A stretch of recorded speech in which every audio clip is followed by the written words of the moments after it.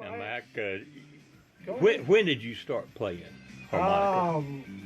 Well, right about 1971, while I was on a little vacation down in Florida. Yeah. Working for the state. It didn't pay much back then, but I did pick up a harmonica. Now, wait a minute. And, Working for the state on vacation? Okay. Well, yeah. Well, that's all right. We won't have to We won't share go into details. that. That's a different story. Yeah. I can't tell you that about it now, and but I could. But anyway, and a guy was playing harmonica, had some 2 or 3 brand new harps, and I said I like that, and he said play one, so he handed me one that was new, and he played it. Never played it before. He said, "Boy, you can play that thing." I said, "Huh?" He said, "I'll tell you what, I'll give it to you. Let you keep it if you promise to learn to play it." So, right then is when I found out the harmonica was probably the only thing that you can play with handcuffs on. Get out. Get out. Now, you were where in Florida? What was the name of that? Melbourne. All right, but the house was what? In Melbourne, Florida. It was the big house in Melbourne, Florida. It's a 3-story Gothic wraparound porch, huge old house right by Melbourne Shopping Center. So the real big house Was in Melbourne, Florida. Not Macon, Georgia. This was before the Allman Brothers were anybody. Yeah. Yeah. We had the big house. Joey Sullivan was running lights for the Allman Brothers. And he lived there with you Yeah, Joey lived there. in the big house. He did. Him and his girlfriend, Dave Gonzalez, and his girlfriend, Linda Pace, who I went to high school with. And me and my girlfriend, a girl named Peggy Waterbaum, if I remember her name right. But anyway, we all lived there. They come by a couple of times, pulled up. Now, how about this? I didn't tell you this one. The first time they pulled up, right, we're all jacked up, all ready for the Allman Brothers to come by the house, right? There's a lot of different musicians and other people from around Melbourne that are there, waiting on the Allman Brothers. They come pulling up in their beat-up Winnebago. First one out of the Winnebago was Dwayne. I seen him. I'm in charge of stereo. Whipping post. I mean, we had speakers up to the ceiling, wide open. He comes walking in there in the door like that, real casual, and he says, "Hey, buddy, do me a favor." And I said, "What's that?" He said, "Turn that shit off." Swear to God. I said, "Well, what do you want to hear?" He said, "Do you have any Eric Clapton?" Oh. Well, he was, if you'll look back into the history of it, they had been talking to him about playing with Clapton, so he. Oh, that was before he had teamed up with Clapton. Yes. Yeah, Wow. He wanted to listen No kidding. to Clapton. That's historical. Yeah, I put the Cream album on. I went down to the crossroads. No kidding. Yep. And then we went through the smoking deal.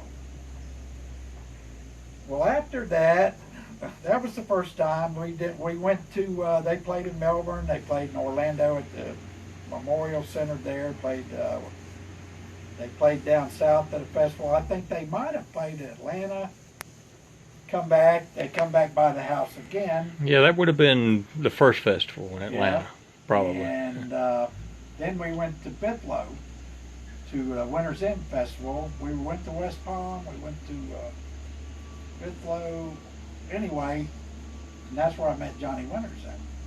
And told you that story, coming in at 10, a top hat, tails, and stacked boots. Total white hair with pink eyes like a rabbit. Scared the shit out of me. You thought you were seeing things. I couldn't look at him, buddy. I swear, I could not look at him.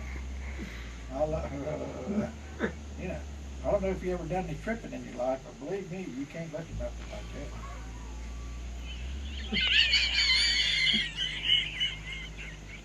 He was actually Leslie Weston Mountain was playing. He was getting ready to play. He did a couple little lines and run up and played one of the best sets I ever saw. And what makes we got away from originally how I ended up in Greenville, but I'm going to blast forward to 2011. We ain't rabbit tracker or nothing. That's all right. It's cool. And Marcus King is opening for. Have you heard Marcus? Just on what Gary plays. Okay. You should go with us tonight.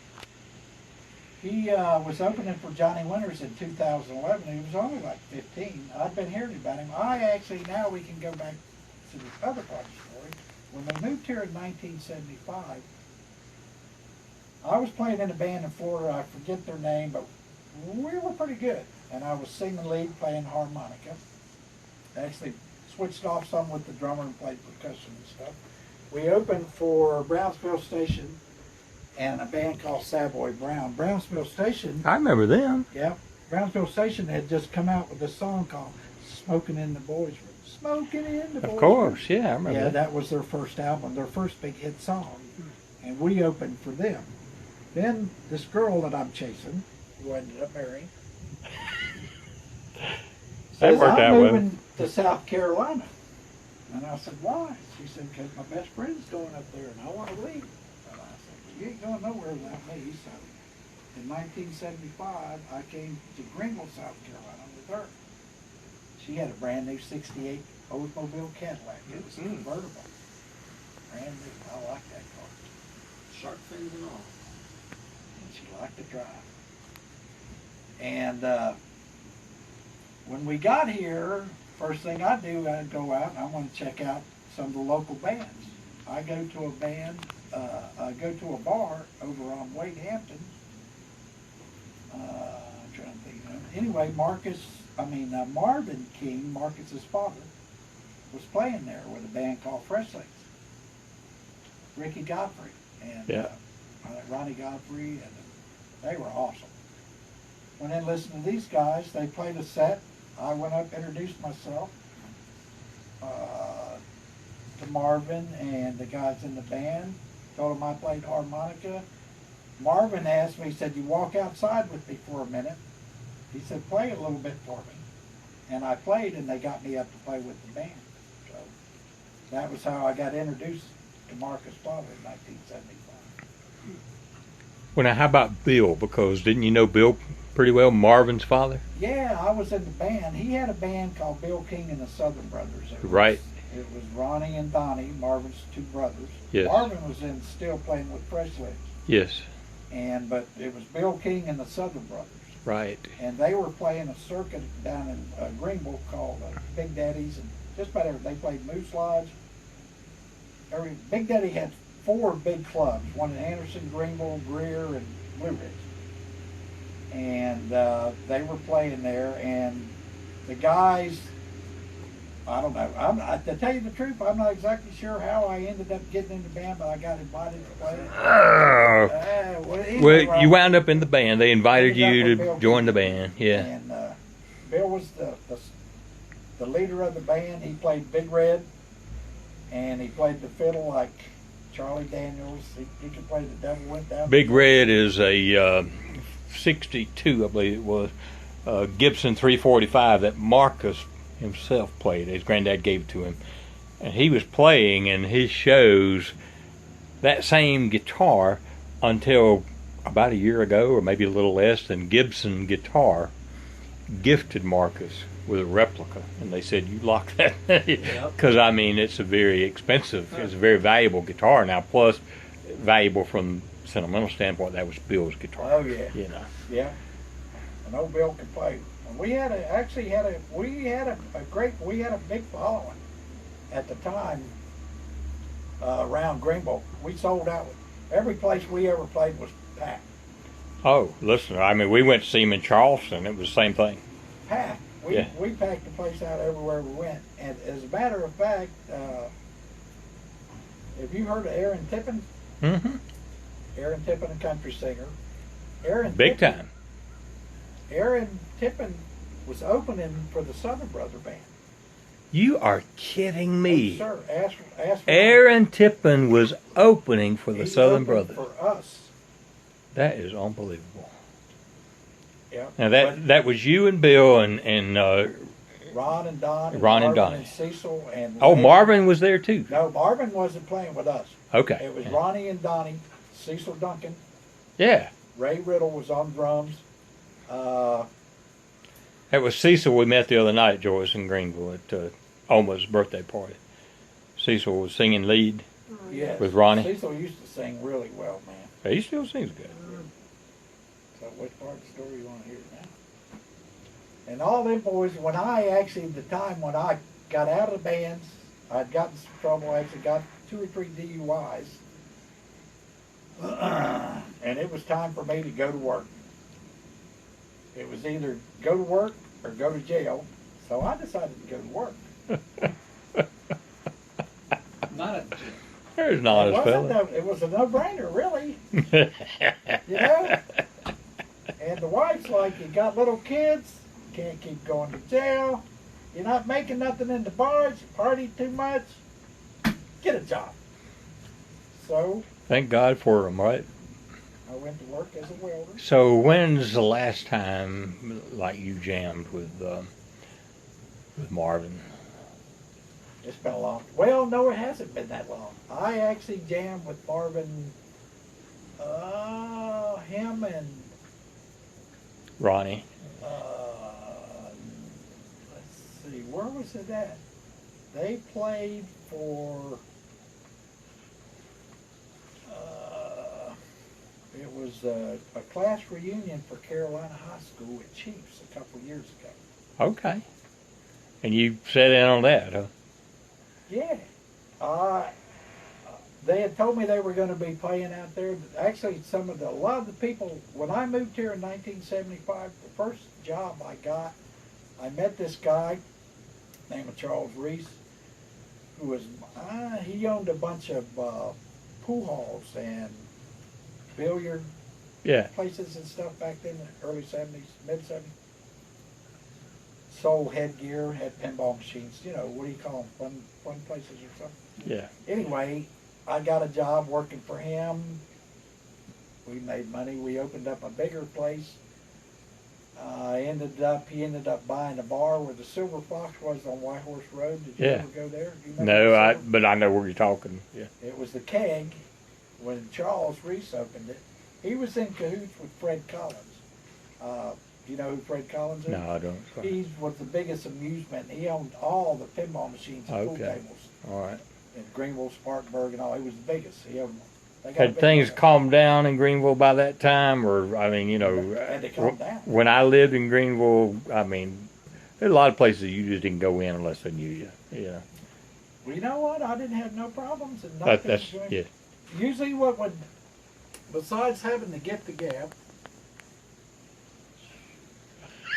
I carried these things with me, and whatever. That was your ticket. Overloading my Hummingbird ass, I just whipped one of these out, and that would be the key to the highway. Speaking of which, okay, whip that thing out. Now we're going to go in the story. We'll go to 1980. This was when, after I decided I had to go to work, I'd learned to weld.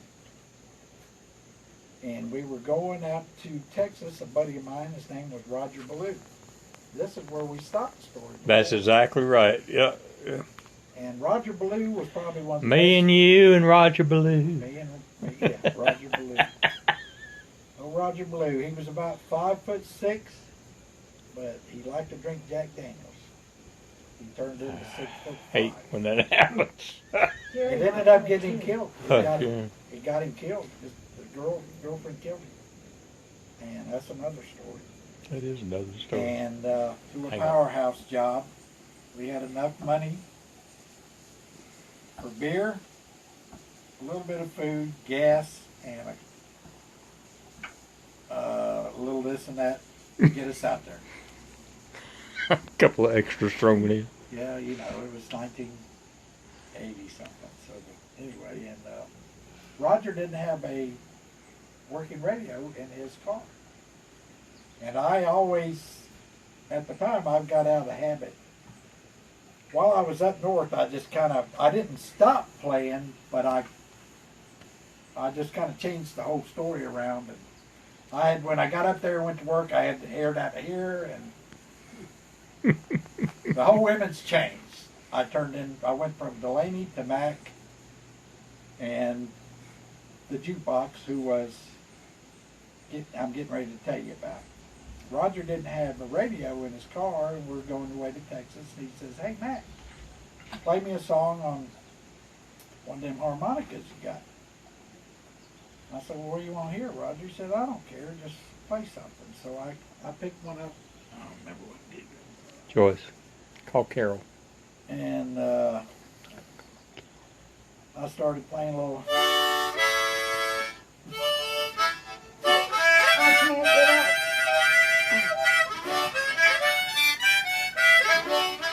Started playing a little blues.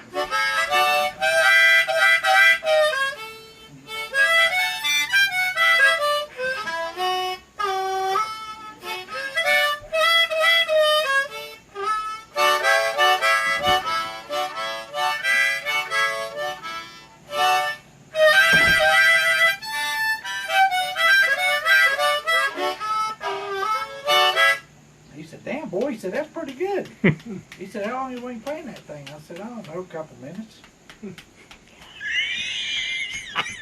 20 friggin' years. That's a lot of practice. You know, the only way I learned to play this thing was because it's the only thing you can play with handcuffs on. That's true.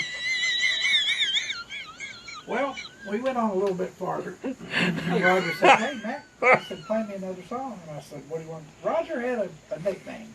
All welders had a nickname, okay? I didn't have a nickname yet. They called him the Blue Welder, B-L-U-E, Yeah. because of the blue light. Right. And it's blue looking. Right. Don't look at the light. It'll burn your eyes. His name was Ballou, B-A-L-L-E-W, but he called himself the Blue Welder, and he was one of the best heliarc welders I'd ever seen. And he wore starched creases. His boots were so shiny that you could see your face in them. He would sometimes look at himself. He was missing a tooth right there. You keep a toothpick in here, let's see. He was trying to see himself in his boots. And he said, "Mac, play me another song on that harmonica." I said, "Well, what do you want to hear, Roger?" He said, "I don't care. Just play something." I said, "All right." So I said,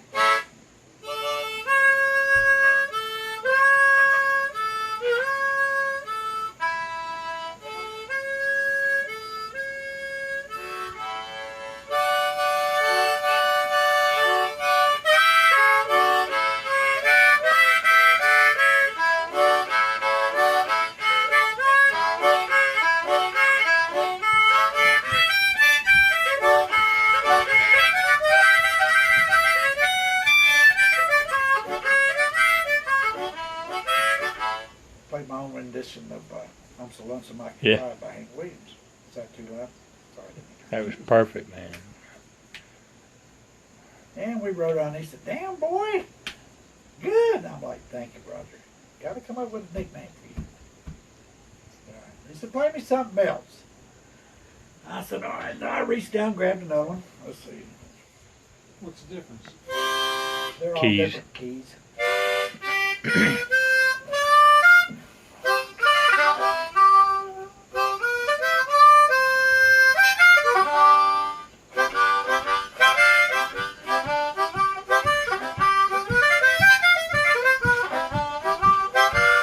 My baby's gone. She went and left me. She left me here. I'm all alone. But now she's gone. And I ain't worried. Because I'm sitting on top of the world.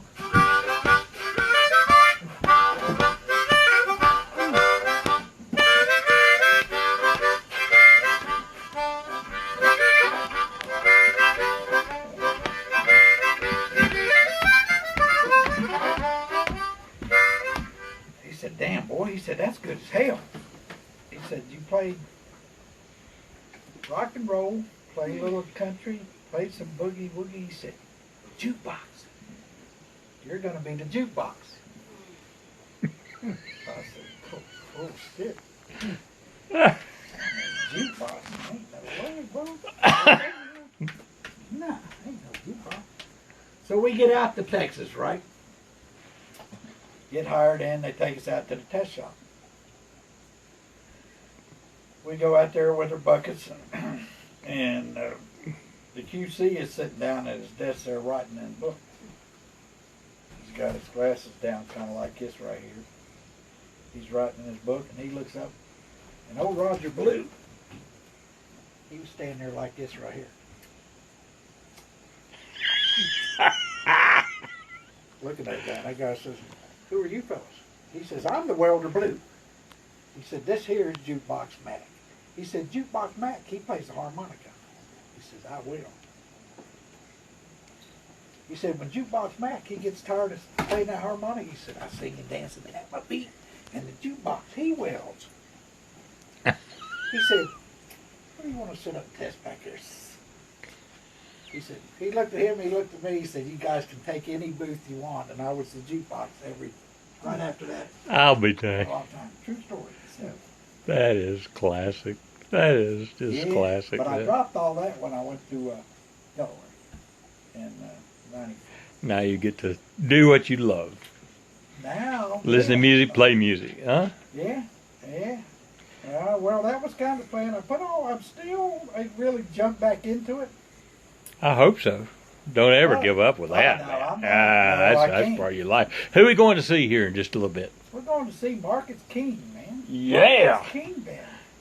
Bill King's grandson. That's exactly right. Marvin King's Marvin son. King's #1 son. How do you think his band was going to be there? His band is not going to be No, he's there. not. Just Dean's supposed to be there. yeah, Dean, the He saxophone lives up guy. here, don't he? Don't Dean live there? Yeah, he does. And I mean, you know, Marcus has so many ties to Asheville now. Of Yeah. course, with Warren, but Yeah. a lot of other cool friends. So I Oh, mean, yeah. he just didn't have any downtime. But when he has some downtime, he spends quite a bit of it Oh, around I- this area. Well, I'm Yeah. hoping, me and Marvin were talking about it before. Excuse me. Them boys ain't getting paid that much. No, They're riding around in that beat up van with the beat up trailer, and they're not making that much money. no, they're not making near what they deserve. You know, No. it's just a matter of time. You know But what I'm saying? Actually, I think it's good because, and it's what's the great thing about it is the boys are so far ahead of their time. They are. Marcus is so mature to be a 21-year-old. Isn't that just amazing how focused the guy is? You To know, be, and you to know, be told that you're one of the best guitar players in the whole world right now. to be featured. I mean, On the, that on the front, cover of yeah, the Guitar cover Player of Guitar. magazine with a 21-year-old. That just. It's unbelievable. But you know, Marcus will be the first to tell you, it's not him. You know, I mean, they're all like Yep. that. They're all just really They are. very gifted guys, and they've all got a similar heart. Yep. You they know, do. I mean, they are amazing. willing to. Yeah, It's amazing. I ain't they never they seen know. a I mean, whatever bunch- I it ain't takes, never that's seen what a they're going bunch to of do. Musicians like them. I hadn't either. It's just I've been absolutely around 'em. phenomenal. Yeah. A long time. I've seen Yeah. a lot of, played with a lot of musicians. I ain't never seen. Now this tonight, you know, this is pretty much a jam session. Yeah, I know. Yeah. Yep. It's So I all- mean yeah, I mean there's some pretty big names that's going yeah, to be from there. A bunch You of know. different bands. That's exactly right. Yep. You Yep. go So up there and play? Probably not. Probably not. I they would- don't I know would him. They if don't I know was about him. Yeah. No, I haven't. I just come to listen. I would get up if I was invited, but I come to listen. I didn't come to play. Oh, look at Marcus got hoodies. Now. Okay. Oh, cool. It's cool weather. We'll have to get some hoodies. Yeah. Yeah. Cool bands. I mean, they've got the lion on With the the back, with the the lion on the back, with and the then with the face that's on the second album, and a MKB MKB. on the front. That's cool. Oh, what's Well- pretty cool is him having MLK Yeah. is Yeah. the same initials Marcus Lee King, as Martin Luther King. Yeah. It's, Yeah. it's crazy. Well, you know, you cannot get away from, you know, the three kings No, of blues, no. and I swear there's four. no. You know, There definitely is. Marcus is number 4. Check this. I got one more story for you. While you still got the camera rolling. Yeah, man, we'll put it on YouTube because I can't. It's way beyond Facebook. Before I went for work, welding. Yeah. I went out, there was a place in Greenville, and you can ask Ronnie and Marvin about it. I don't know if you was around then. There was a big place called the Electric Warehouse in Greenville. It was the biggest club around. Now, we're talking about what year? It was in the 80s. In the 80s, yeah. We're Early down 80s. Charleston then, yeah. Early 80s. Yeah. Maybe 81, 82, Okay. 80, maybe. Yeah. B.B. King played out there. Now, when I was running... Oh, you're kidding.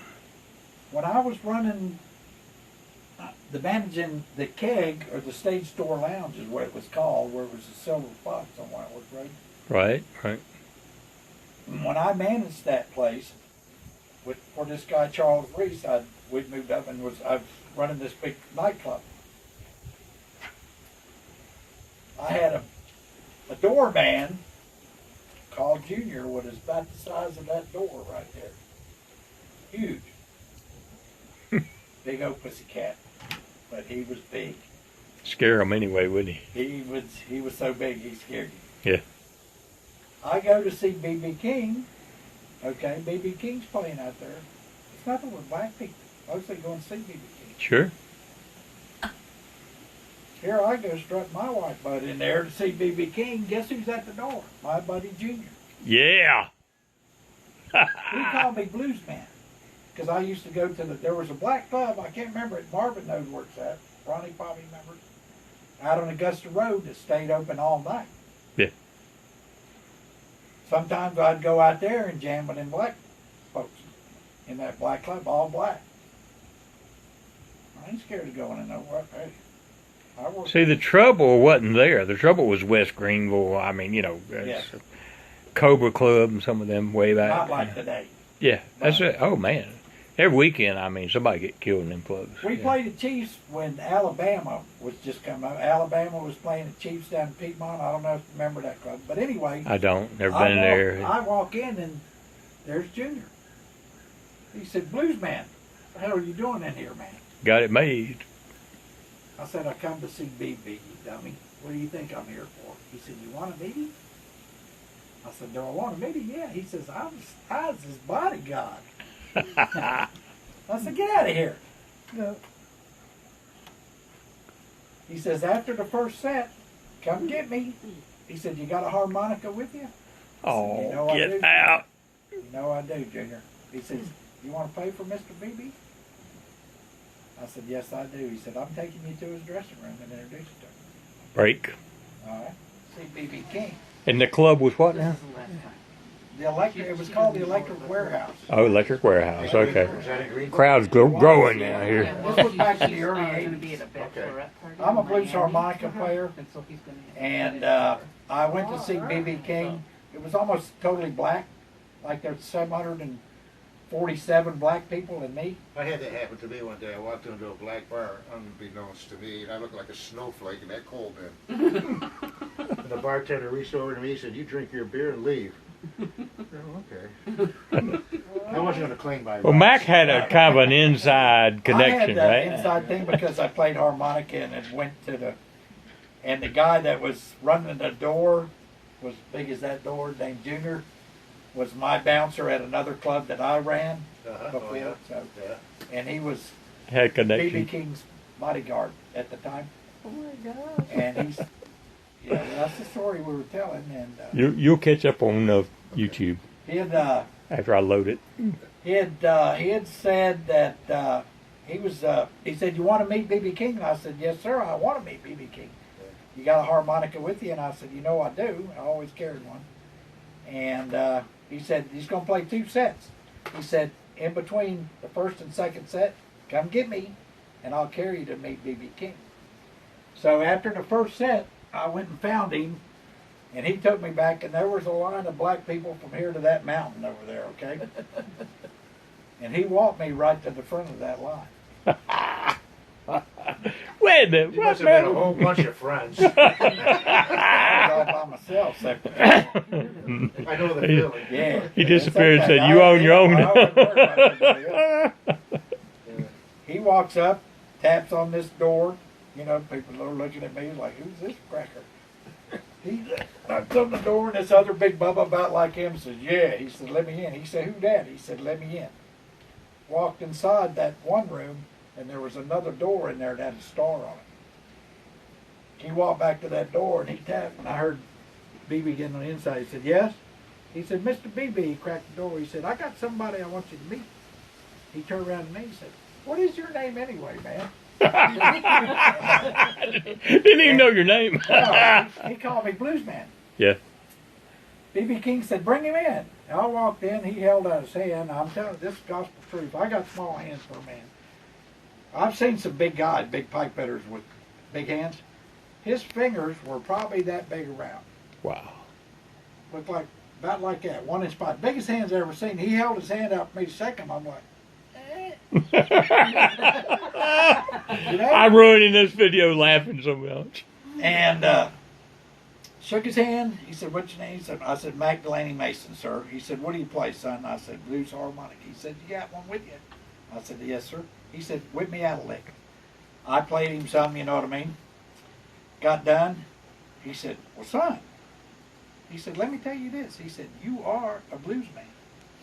And that's probably of all the things I've ever done, including meet the Allman Brothers, partied a little bit with Johnny Winters, having B.B. King listen to me play harmonica and tell me that I was a blues man. Uh-huh. I'll never forget it. You're right. Yes. that is just absolutely. I'll never forget it. That is so and them awesome. big hands. He has Play us something, Delaney. Okay. Anything. Whatever you want to play, man.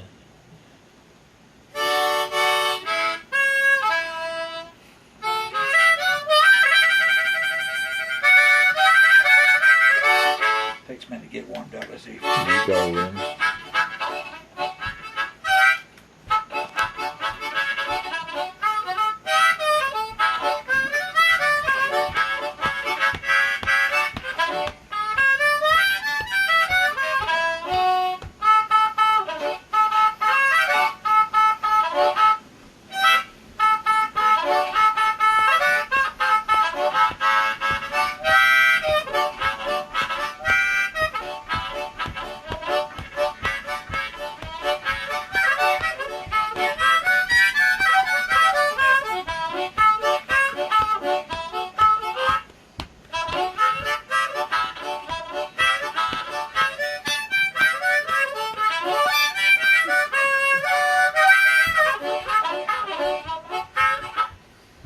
Yeah.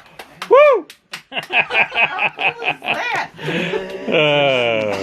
Yes, I do. But So you done got our frogs a singing. What key is he? What key is he? that sounds like a low E. I think he's a little flat on that. That's a though, little don't you? low. I think it's a little flat on that one. Is that him?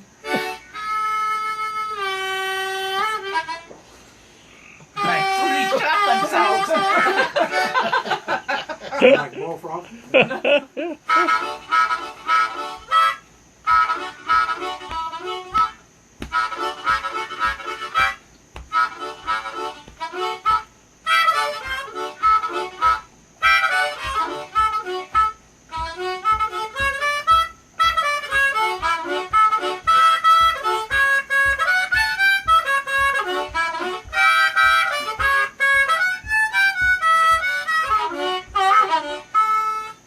Yeah.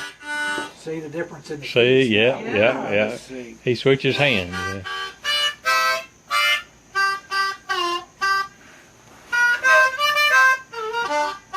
See the difference in the sound? Yeah. Mhm. That one's would be, that's in the key of A, and this is be in the key of G.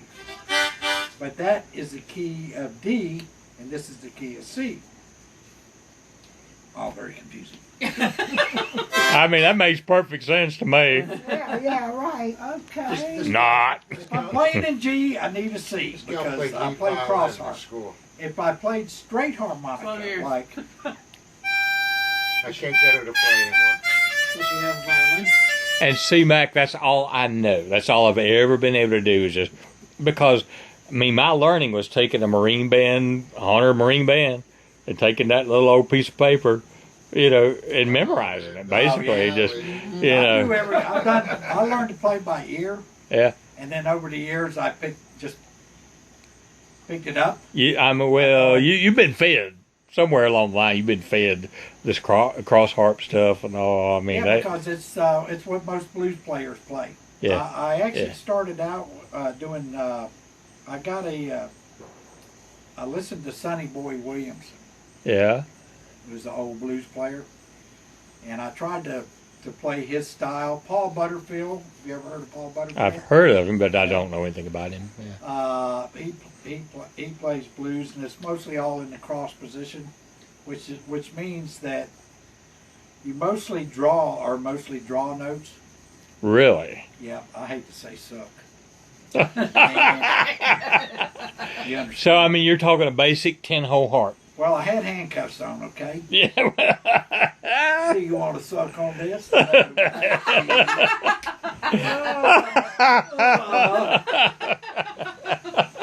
Just kidding.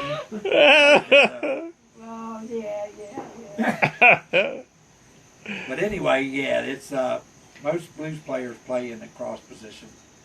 Can you tell me how do you do? What do you do? I understand about bending notes, and I mean you got to put try to make it. You have to almost swallow the note, you know. Well,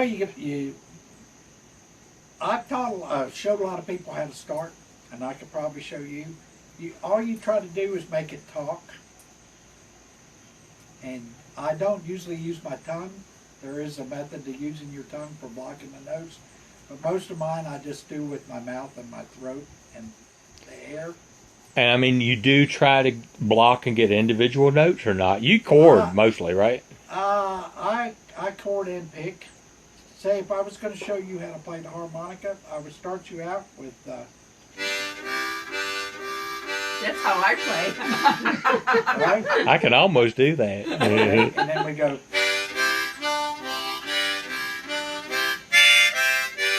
Yeah.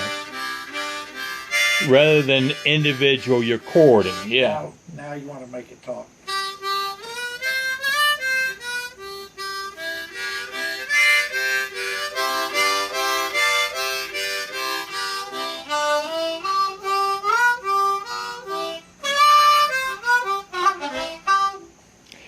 Now, see, when you did that, from what I've learned in the past, I mean, I can't tell you where harmonicas are right now. You know, it's been that long.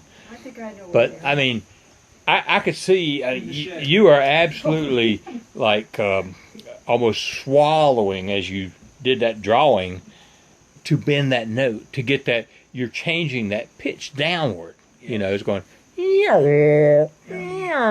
Which is a blues sound. It takes a lot of practice. Yeah, I've just not been able to get that. And Yeah. it's just a lot of practice. You got to get you some handcuffs, okay? Yeah. You got handcuffs. Maybe that's what's been missing. I don't know. How about some tie wraps together? I keep going.